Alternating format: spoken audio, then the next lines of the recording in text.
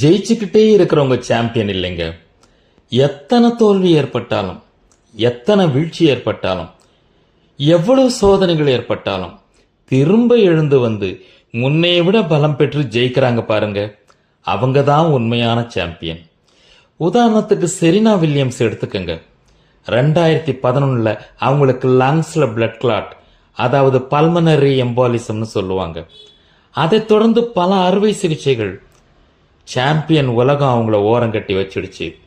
ஆனா பாருங்க, அதுக்கப்புறம் அவங்க 10 முறை கிராண்ட் ஸ்லாம் ஒற்றையர் டைட்டில் ஜெயிச்சு காட்டினாங்க.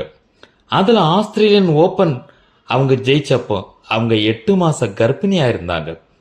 அதுதான் ஹைலைட்.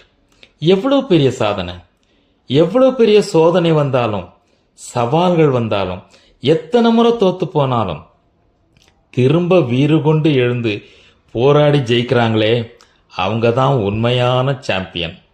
வாழ்க்கையிலும் நீங்க எத்தனை முறை தோத்து போனாலும், என்ன சோதனை உங்களுக்கு வந்தாலும் மன உறுதியோட எதிர்த்து நின்று போராடுங்க. நீங்களும் ஒரு சாம்பியன் தான்.